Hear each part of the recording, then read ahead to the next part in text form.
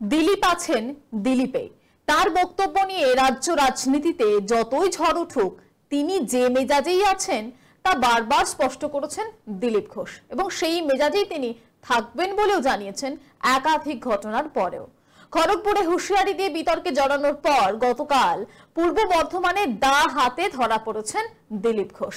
দিলীপ এদিন পূর্ব বর্ধমানের কাটোয়ার অগ্রদীপ মেলায় গিয়ে একটি দা কিনেছেন, সেই ছবি দেখাচ্ছি আপনাদের। তারপরেই সেই দা দেখিয়ে তার ইঙ্গিতপূর্ণ মন্তব্য, দা অনেক কাজে লাগে, এক দা দিয়ে সব কাজ হয়ে যাবে। ঘটনাচক্রে অতীতে আমরা দেখেছি, এর আগেও একাধিকবার নির্বাচনের প্রাক্কালে আরো বেশি করে দেখা যায় দিলীপ ঘোষের হাতে কখনো তরোয়াল, কখনো বা গদা হাতেও দেখা গিয়েছিল দিলীপকে। এবার দেখা গেল দা হাতে। কি বলেছেন দা হাতে একবার আপনাদের শোনাই দিলীপ ঘোষ।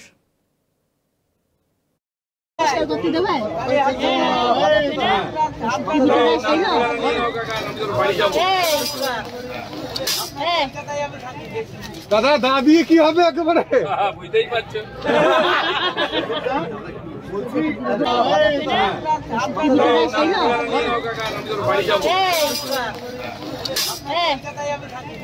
দাদা দা দিয়ে কি হবে একেবারে বুঝতেই পারছো। দাটা নিলেন কেন যদি একটু বলতেন দাদা? দাটা অনেক কাজে লাগে, কি একবার বলুন দাদা একবার। কি কাজে লাগবে দা? রামনবমী আছে সামনে, সব কাজ হয়ে যাবে এক দাতে। দাটা নিলেন কেন যদি একটু বলতেন দাদা? দাটা অনেক কাজে লাগে, কি একবার বলুন দাদা একবার।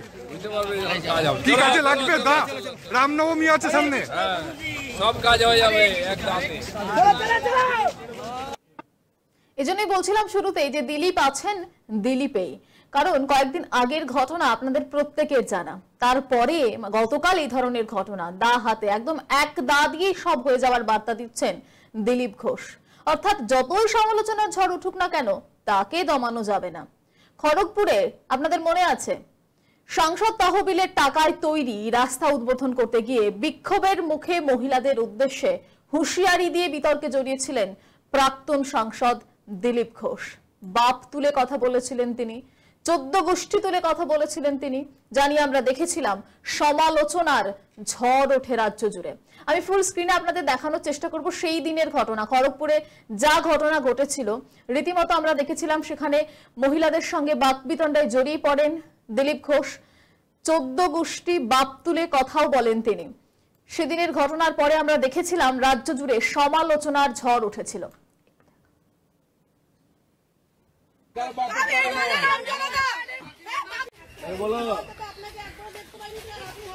আরে টাকা দিয়েছি, কারণ বাপের টাকা নেই, আমি টাকা দিয়ে বানিয়েছি।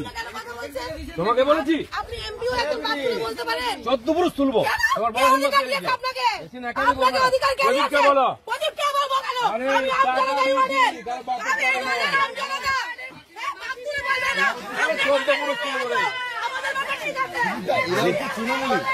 সব তৃণমূল সব জায়গায়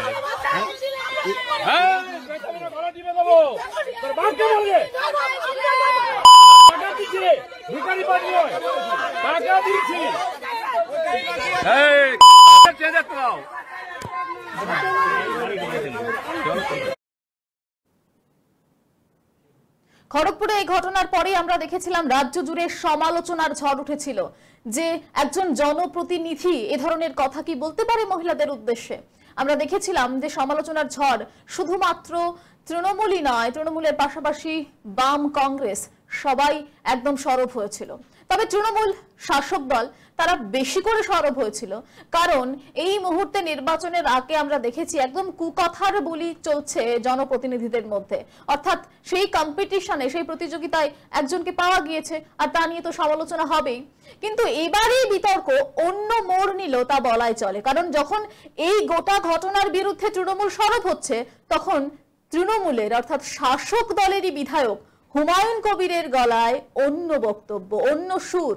তিনি দিলীপ ঘোষের মন্তব্যকে সমর্থন করলেন, বললেন মানুষ মানুষকে আঘাত করলে আত্মরক্ষার জন্য মানুষ তো এই ধরনের ঘটনা ঘটাবেই, চেষ্টা তো করবেই আত্মরক্ষার জন্য।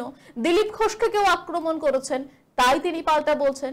24 আওয়ার্স টিভিকে দেওয়া সাক্ষাৎকারে কি বললেন হুমায়ুন কবির শোনাবো আপনাদের। দিলীপ ঘোষ মানুষ হিসাবে আমি তার সঙ্গে কথা বলেছি, বসেছি একসঙ্গে, কল্যাণীতে একদিন খাওয়া দাওয়া করেছি 2017-18 সালে। দিলীপ ঘোষ ব্যক্তি, দিলীপ ঘোষকে আমি যতটুকু চিনি যে ভালো মানুষ, কিন্তু মানুষের এটা ট্র্যাডিশন বা মানুষের এটা অভ্যাস, যদি মানুষকে আঘাত করে সে তার আত্মরক্ষার্থে সে ডিফেন্স করবে বা সে তার পাল্টা করবে। তো দিলীপ ঘোষকে কেউ আহত করেছে বা কেউ আক্রান্ত করার চেষ্টা করেছে, তাই তিনি সেটা বলেছেন। রীতিমতো কিন্তু এই ঘটনায় নয়ামোড় কেন বলছিলাম, যখন সমালোচনার ঝড় উঠেছে তখন হুমায়ুন কবিরের গলায় অন্য সুর। ইতিমধ্যেই তাকে দল থেকে, শৃঙ্খলা রক্ষা কমিটি থেকে দুবার ইতিমধ্যেই শোকজ করা হয়েছে। এই ঘটনায় আবারও কি কোনো পদক্ষেপ হবে তা নিয়ে প্রশ্ন উঠছে। তবে আপনাদের জানিয়ে রাখি, হুমায়ুনের এই দিলীপের পাশে দাঁড়ানোকে মোটেও আমল দিচ্ছেন না খোদ দিলীপ ঘোষে। তিনি বলছেন, আমাকে কে কিভাবে সমর্থন করলো তাতে আমার কিচ্ছু যায় আসে না, আমি নিজের ক্ষমতায় রাজনীতি করি এবং কর্মীদের সঙ্গে নিয়ে রাজনীতি করি।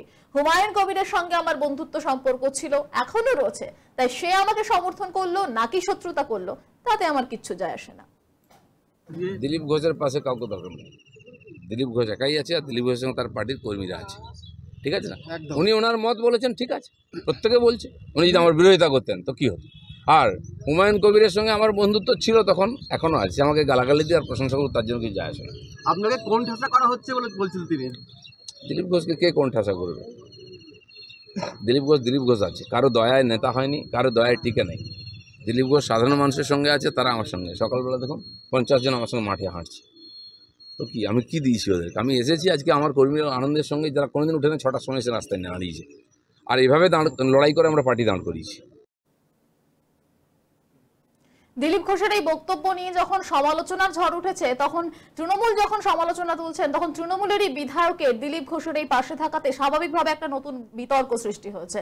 এর বিরুদ্ধে কি, হুমায়ুন কবিরের এই বক্তব্যের বিরুদ্ধে কি পাল্টা দল কোনো ব্যবস্থা নেবে? নজর থাকবে আমাদের। এখানেই শেষ করছি, দেখতে থাকুন 24 আওয়ার্স টিভি।